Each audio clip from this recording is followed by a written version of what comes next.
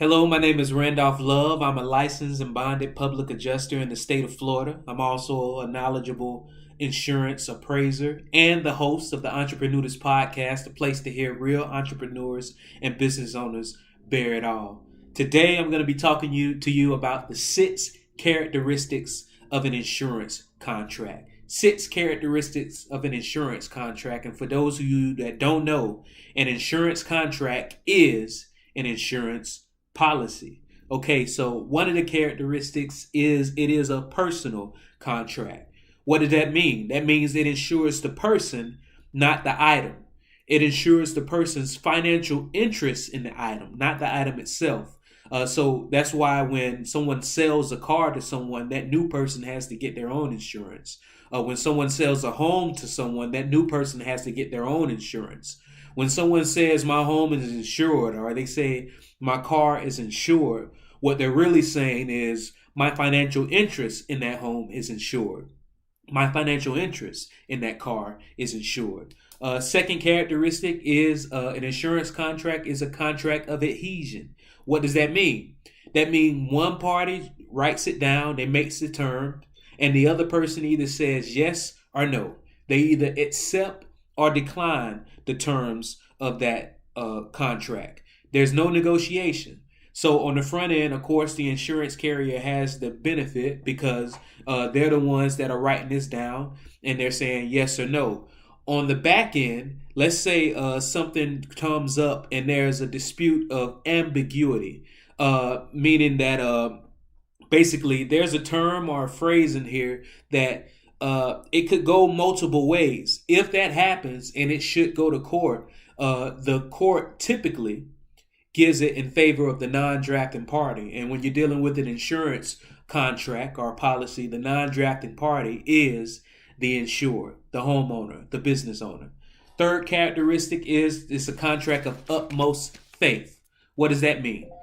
The insurance carrier expects that everyone who is applying for an insurance policy is going to be completely honest about the risk that this insurance company is deciding to take on. That means if you're trying to get auto insurance and you have violations for driving drunk, the insurance carrier expects you to say that. Or even if you don't have any known violations, they actually expect you to say, hey, on a regular basis, I drive drunk, Or if there's something about your home that is typically uninsurable or something like that, there are any factors in your home that's not typical, they expect you to let them know. But utmost faith doesn't just apply to the insured. The insurer's utmost faith is that they're going to pay in the event of a covered event happens. So that's why you hear about a lot of people talking about bad faith claims, because if it's supposed to be a covered claim and the insurance company isn't paying it, you have to go and hire people like myself, a public adjuster or an insurance appraiser or an attorney to help you get the rights that you should have had from the first jump under your policy. That's when you potentially have what they call a bad faith claim. This person didn't act in utmost good faith. Therefore, any fees or penalties, they should be assessed to them, and I should get whatever I'm supposed to get. Another characteristic is it's an aleatory contract. What does that mean? It's an unknown future event. You could be an insured and you could be paying for years, even decades, and never experience a claim. Or you can make your first premium, and next thing you know, you have an event that happens to your insured property, your home, that causes the property the limits to be exceeded. That's an aleatory contract. And the insured only pays in the event of a covered loss in that situation. So once again, it's left to chance. It's an unknown event. We're signing this. I have no idea how much money I'm going to get from you. You have no idea how much money I'm going to ultimately get from you, because of course you know what your premium is for the year, but have no idea how much money I'm going to ultimately get from you, and I have no idea how much money I'm going to have to pay you in covered claims. Another characteristic of an insurance contract is it is a unilateral contract, meaning only one party has the obligation to perform. Now, the insured does make a promise at the beginning. They promise to pay the first premium. After that, they can stop paying anytime they want and void the contract. However, the insurance carrier has to pay if there is a covered event and this policy is enforced. So once again, only one party has the obligation to perform.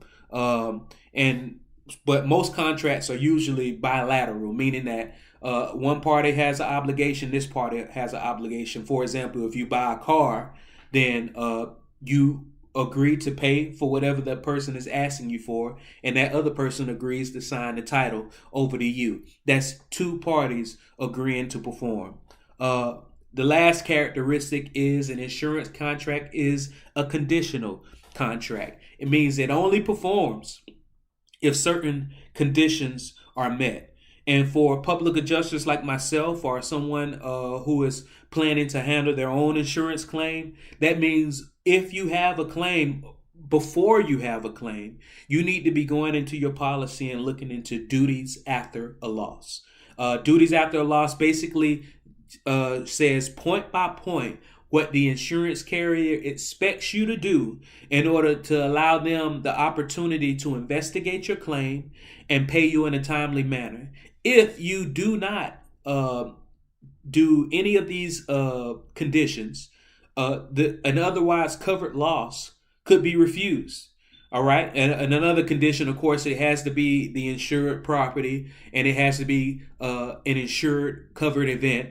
But after that, your policy could say without a doubt, emphatically, that you need to be paid for a covered loss. However, if you just miss one thing in your duties after a loss, that could give the insurance carrier the right to refuse all coverages.